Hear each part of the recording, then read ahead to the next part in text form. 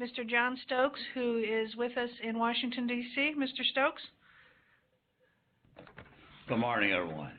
Good morning.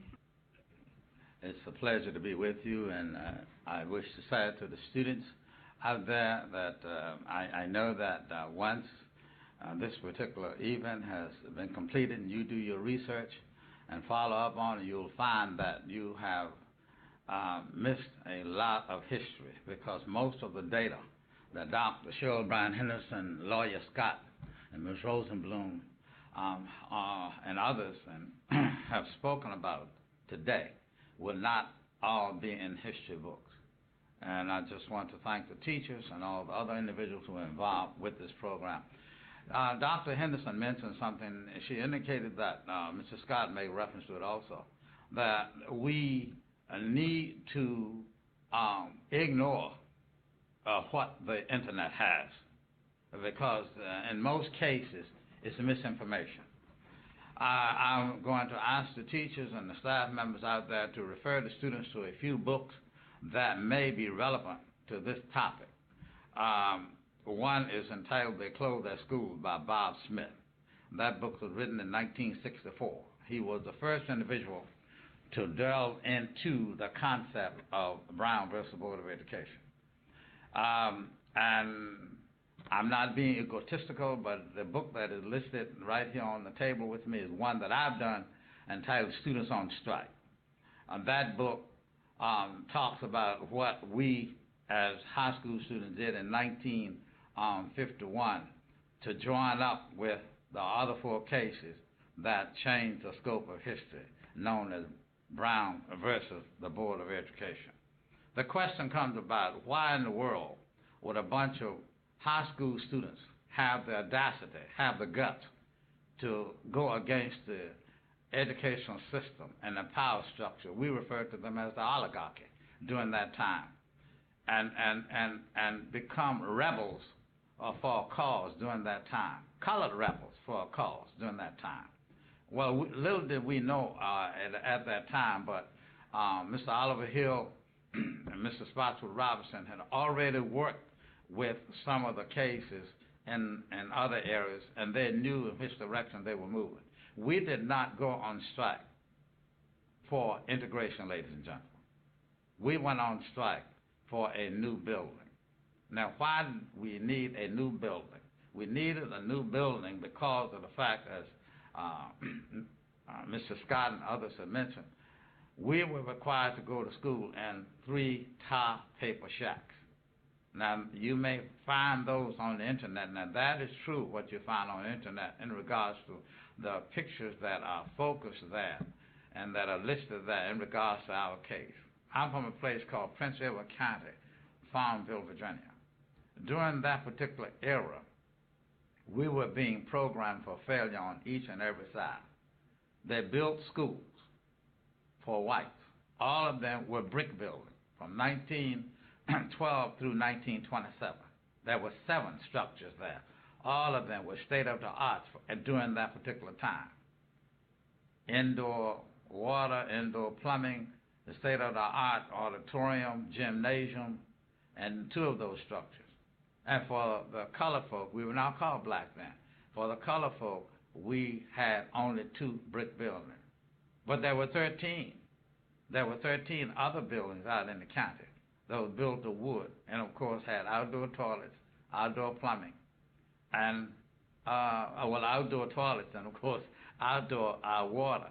Now, into pumps. Now, interestingly enough, we were operating under the concept that Dr. Henderson and Mr. Scott had mentioned as Plessy versus Ferguson, separate but equal.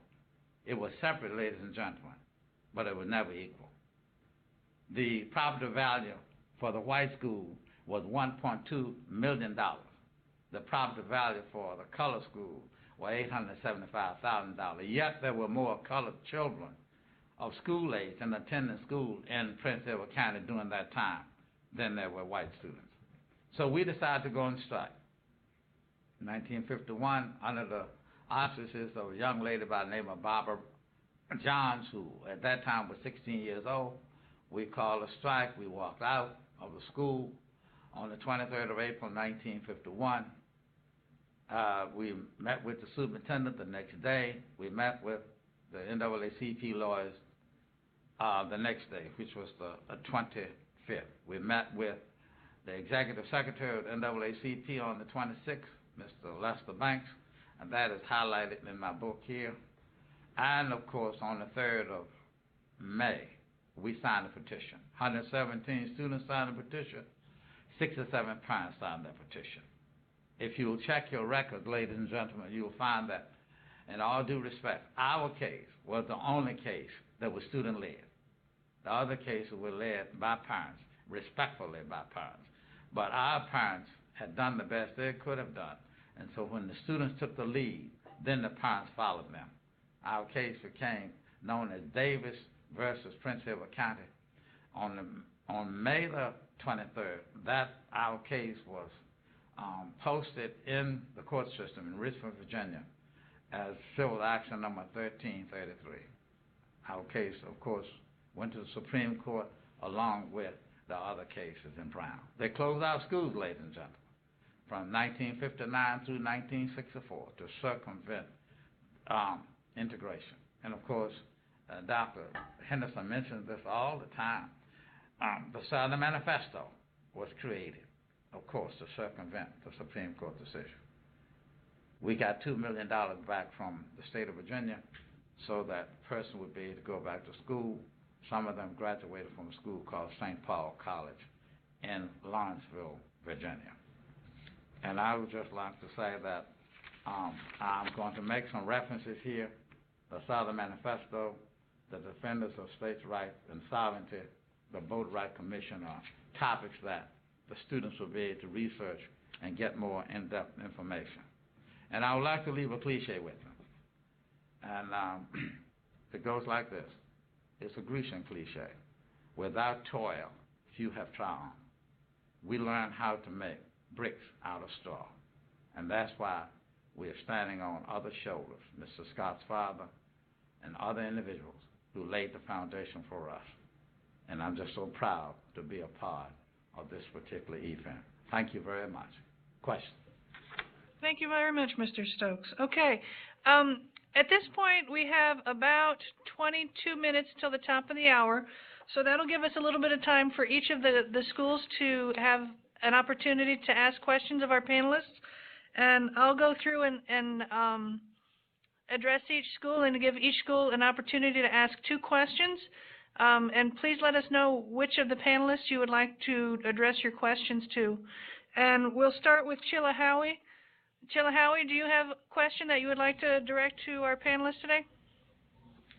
As a teacher, I have one, and it could be open to anyone there. After the Brown case, how was the treatment of you as students, as African American students? What was the treatment toward them as they went back to schools? You know, was it like it was down in Deep South,